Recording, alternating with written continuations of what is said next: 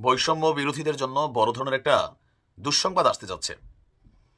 বিএনপির সাথে যে পাঙ্গাটা নিয়ে নিছে, এই পাঙ্গাটা কিন্তু এখন ভারী পড়তে যাচ্ছে। আর বেকায়দায় পড়বেন ডক্টর ইউনূস।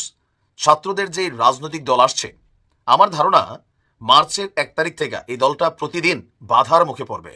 আর যেহেতু তারা রাজনৈতিক দল, তাদেরকে ইউনূস সরকার আলাদা কোনো সুযোগ সুবিধা দিলে ইউনূস সরকারের নিরপেক্ষতা নিয়ে প্রশ্ন তুলতে পারা খুবই স্বাভাবিক এবং যৌক্তিক।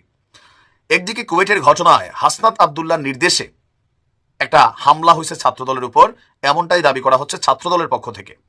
অপরদিকে বিএনপি বলছে আজকে যে কোনো রাজনৈতিক দলকে আমরা স্বাগত জানাবো, কিন্তু তার অর্থ এই নয় যে আপনারা সরকারে বসে সরকারের সুযোগ সুবিধা নিয়ে আপনারা আপনাদের দল গঠন করবেন।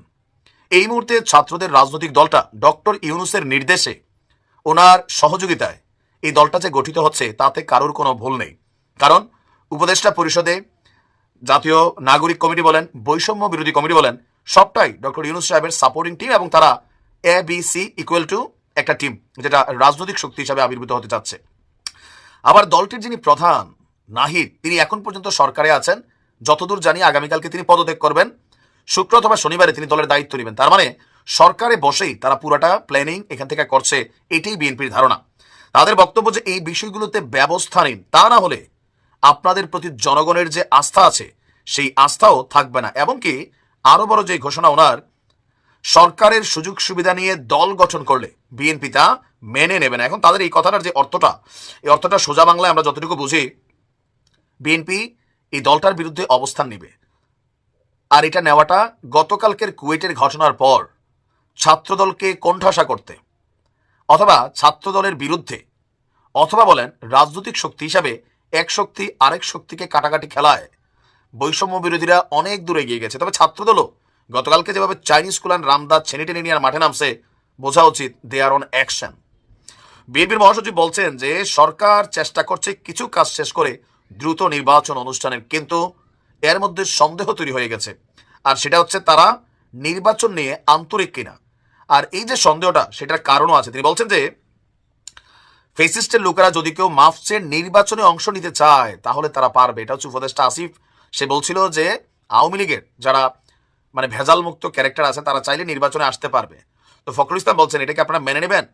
এর থেকে এখন এখন এটাই প্রমাণিত হয়েছে যে তারা তাদের নিজেদের স্বার্থে আওয়ামী লীগকে জায়গা দিতে চায়। আমি প্রথমে বলছি, বা বিএনপি প্রথম থেকে বলছে যে অন্তর্বর্তী সরকার নিরপেক্ষতা হারায় তাহলে আরেকটি নিরপেক্ষ সরকারের প্রয়োজন হবে। কেন বলেছিলাম? এখন তা হারে হারে প্রমাণিত হচ্ছে। তো বলা হচ্ছে যে আপনার হুঁশিয়ারি দিয়ে যদি আবার কেউ 1-11 চিন্তা করেন, গণতন্ত্রকে বিসর্জন দিয়ে একদলীয় শাসন বা ফ্যাসিস্ট সরকারের দিকে যেতে চান, তাহলে জনগণ এটি মেনে নেবে না। এই মুহূর্তে এই বক্তব্যটা ছাত্রদের দল তৈরির জন্য যে সার্বজনীন চিন্তা ছিল সেটা শেষ। তবে তারা দল করবে। পোলাপাইন এই মুহূর্তে বিএনপির নেতাকর্মীদের থেকে 101 গুণ সাহসী চার্জে আছে, কারণ সরকারে তারা আছেন। এই মুহূর্তে হাসনাত বলেন, সার্জিস বলেন, তাদের এক একজনের যেই ক্ষমতা সেটা মোটামুটি বিএনপির মহাসচিব মির্জা ফখরুল ইসলাম থেকেও কিন্তু বেশি মাঠ পর্যায়ে। ছাত্রদল তো আমি বাদই দিলাম। এখন আসলে কোন পথে যাবে ছাত্রদের রাজনৈতিক দল? কারণ বিএনপির সাথে বহুত ইস্যুতে তারা কিন্তু বাইজা গেছে। ইভেন বিএনপির নেতাকর্মীরা ঠিক আওয়ামী লীগের নেতাকর্মীদের থেকেও বেশি ক্ষিপ্ত এই মুহূর্তে বৈষম্য বিরোধীদের উপরে। কেন? কারণ তারা আগামী দিনে ক্ষমতায় যাওয়ার জন্য স্বপ্ন দেখছেন। আওয়ামী লীগ তো বহুত দেরি আছে, আর এগুলো চিন্তা ভাবনা করেও আপাতত লাভ নাই। কি ঘটতে যাচ্ছে সময় বলে দিবে। ভালো থাকুন।